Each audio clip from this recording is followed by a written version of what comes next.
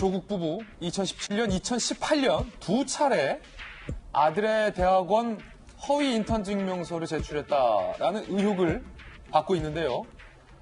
검찰은 2018년 그 두 장의 인턴 증명서 중에 2018년 인턴 증명 확인서, 이건 2017년 최강욱 의원이 만들어준 확인서를 스캔한 후 임의로 이른바 날조를 했다.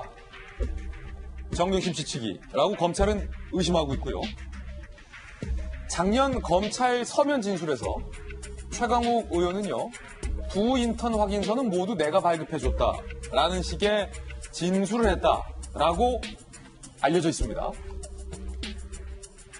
그런데 그제 재판에서 최강욱 의원이 참석해서 30분 만에 기자회견이 있다고 나갔던 그 재판에서 검찰이 2018년 8월 인턴 확인서는 최강욱 의원이 작성하지 않은 것이 맞냐라고 묻자 최강욱 의원 측은 2017년 확인서 두 장 외엔 내가 작성한 게 아니다라고 진술을 했다는 겁니다. 확인서 두 장 준 것을 내가 2017년, 2018년 두 번 줬다고 착각을 했다라고 진술을 했다는 겁니다. 이 말이 사실이라면 2018년 인턴 확인서는 최강욱 의원이 발급해주지도 않은 인턴 확인서가 되는 거고요. 그렇다는 얘기는 조국 부부가 발급해주지도 않은 인턴 확인서를 날조했을 수도 있다라는 의미로도 해석될 수 있는 것이기 때문에 조국 부부에게 불리하게 작용한 것이 아니냐라는 해석이 나오고 있습니다. 그러자 검찰은 중요한 부분이니 공판조사에 남겨달라라고 요구를 했고, 최강욱 의원 측은 다음 기일에 입장을 정리하겠다라고 조서 기재는 보도가 된 상황입니다. 일단은 이재명 기자, 만약에 이게 사실이라면 최강욱 의원이 발급해준 게 아니라면 2018년에 인턴 확인서, 아들의 인턴 확인서, 이건 어떻게 된 겁니까? 네, 보면 검찰에서는 일단 2017년 1월부터 10월까지 조국 전 장관의 아들이 최강욱 당시에 이제 로펌의 그러니까 대표로 있던 로펌에서 인턴 활동을 하고 발급해준 인턴 확인서조차도 허위로 보고 있죠. 다시 얘기해서 아들이 거기서 인턴 활동을 하지 않았다. 실질적으로는 그렇게 보고 있는데, 중요한 건 조국 전 부부가, 그러니까 조국 전 장관의 아들이 두 번 이 인턴 확인서를 활용합니다. 2017년 대학원 진학 때 한 번 쓰고 2018년 대학원 진학 때 또 한 번을 내는데, 자, 앞에 것은 최강욱 대표가 있는 로펌에서 발급했지만 그 자체도 허위다. 실제 인턴 활동하지 않았다. 그런데 뒤에 것은 아예 최강욱 대표가 발급하지도 않은, 다시 얘기해서 인턴 활동도 안 한 거지만 발급하지도 않은, 존재하지 않은. 그렇죠. 그 인턴 확인서를 다시 만든 게 아니냐, 이게 검찰의 의심인데, 지금까지 최강욱 대표, 그러니까 지금 대표는 지금까지는 두 개 다 내가 발급한 거다. 그리고 실제 인턴 활동도 했다. 이렇게 지금 주장해 왔었는데, 그제 공판에서 입장이 바뀌었다는 거죠. 앞에 것은 맞지만 뒤에 건 우리가 모르는 일이다 라고 했다는 건데, 그렇게 되면 제가 앞서 말한 것처럼 인턴 활동을 하지도 않은 것도 문제지만 아예 그걸 가지고 다시 한번 조국 전 장관 부부가 허위로 다시 인턴 확인서를 만든 게 아니냐, 이제 이렇게 볼 수 있는 거죠. 그렇다 보니까 지금 최강욱 대표가 결국은 위기에 빠져 있으니까 오히려 조국 장관과 손긋기라는 거 아니냐, 이렇게 지금 해설이 나오고 있는 겁니다. 그건 해설이죠. 그렇죠. 그래서 다음 공판기일에 분명한 입장을 밝히겠다고 했으니까 사실 그것까지 들어보고 그럼 정확하게 최강욱 대표가 발급한 건 어디까지고, 그리고 이거 2018년에 인턴 확인서는 진짜 발급한 게 아닌지는 다음 기일까지는 봐야 된다, 이렇게 말씀드리고 싶습니다. 그렇군요. 인턴을 했냐 안 했냐의 논란은 있는 거고, 인턴 확인서가 정말로 발급된 거냐 아니면 존재하지도 않은 것을 마치 동양대 표창장 위조 논란과 같이 이것을 조작했느냐의 논란까지도 지금 이어지고 있는 거예요. 정익진 변호사님, 네네. 최강욱 의원의 그제 진술이 네. 조국 전 장관 정경심 교수 재판에서 불리하게 작용될 수 있는 겁니까? 그렇다면? 어제 제가 최강욱 의원하고 저하고 공통점이 있다고 그랬잖아요. 예. 그 중에 하나가 대표였는데, 그때 제가 의미한 대표는 당대표나 그런 대표가 아니고 대표 변호사. 대표 변호사. 최강욱 의원도 대표 변호사였어요. 예.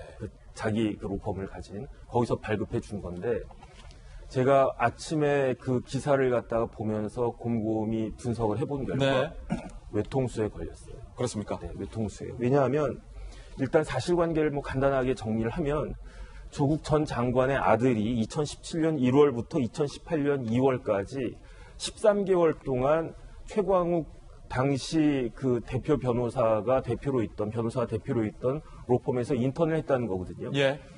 그런데 지금 정경심 교수 측은 했다. 검찰 측은 안 했다. 그 근거로 정경심 교수가 최광욱 대표한테 변호사한테 보낸 이메일을 갖다가 들고 있단 말이에요. 그 다음에 이제 두 번째는 확인서가 2장이 나왔는데 2017년 10월 달에 그 정경심 교수 말대로라고 하면 아직 인턴을 갖다 쭉 하고 있는 와중에 확인서가 발급이 됐어요. 그 다음에 이 확인서가 연대 대학원 입시에 쓰였고 그 다음에 2018년 8월 달에 확인서가 또 한 장이 나와요. 이 확인서는 언제냐면은 이거는 이제 그 아들이 인턴 활동을 다 끝낸 이후죠. 근데 이 확인서는 어디에 쓰였냐면 로스쿨 입시하는데 어플라이 하는데 거기에 쓰였단 말이에요. 그런데 나왔지만은 최광욱 그 의원이나 그다음에 그 당시 청와대 관계자는 뭐라고 이야기를 갖다가 했냐면 다 이걸 갖다가 한 게 맞다. 그다음에 확인서 2장도 다 최광욱 의원이 날인해가지고 다 해준 게 맞다. 이렇게 주장을 갖다가 했는데 그런데 지금 와서 곰곰이 생각해 보니까 2018년 8월 달에 확인서가 작성이 됐는데 2018년 9월 5일 날 최광욱 의원이 청와대 공직기강 비서관으로 들어가요. 그런데 그때 공직기강 비서관에 위에 있는 사람이 누구냐? 청와대 민정수석 비서관인데 누구냐?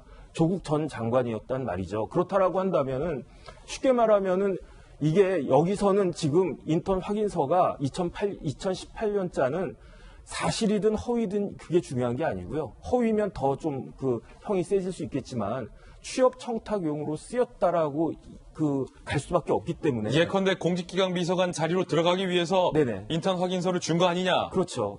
이렇게 되면 이게 뇌물이라고 하는 게 뭐 금딱지 주고 현금 주고 이건 당연히 뇌물이지만 심지어 밥 한 끼 사는 것도 제가 얼마 전에 했던 사건도 그냥 공무원들이 10만 원짜리 밥 얻어 먹었다고 그것도 지금 그 뇌물이다 이렇게 판결이 나왔거든요. 하물며 내가 그 높은 자리 공직기강 비서관 1급자리지만 센 자리 아닙니까? 그 자리 저는 뭐 모르겠지만 어쨌든 시켜준다라고 하면 다 갈 거 아니겠습니까? 그걸 위해서 그 현직 민정수석이나 또는 그 부인이 하나를 부탁을 하는데 안 들어줬다? 근데 들어줬다라고 하는 거는 적어도 부정청탁 방지법 위반은 100% 되고요. 뇌물죄는 거기에 이제 대가성하고 직무 관련성이 있어야 되는데 제가 봤을 때 그게 될 것 같거든요. 그러니까 최광욱 그 의원 입장에서는 이거를 갖다가 시인을 하게 되면 자기도 문제가 되지만은 자기가 모셨던 교수로 그 다음에 상관으로 모셨던 조국 장관이 이게 단순히 그 허위문서 작성죄로 끝날 문제가 아니고 수뢰죄까지 돼버리기 때문에 차원이 달라지는 문제가 되는 것이다 라는 생각이 전 들어가지고 이거는 인정하기도 그렇고 인정 안 할 수도 없고 그런데 그나마 그 사문서 위조죄는 남게 되지 않겠습니까? 2018년 내가 작성자로 되어 있는데 내가 그런 거 한 거 없다라고 했는데 서면에 있는 거니까. 그렇다라고 한다면 정경심 교수의 사문서 위조죄는 빼도 박도 못하는 그런 상황이 될 것 같은데 그렇다고 해서 인정을 해버리면 더 큰 게 지금 기다리고 있으니까 호랑이를 피할 것이냐 여우를 피할 것이냐 예. 외통수 아닌가 저는 그 생각입니다. 예. 그러니까 이제 100% 확실하다라는 것은 이제 정육진 변호사의 어떤 개인적인 판단이다라는 것 다시 한번 말씀드리고 아직은 단정적으로 저희가 말할 수 없다라는 것도 다시 한번 말씀드립니다.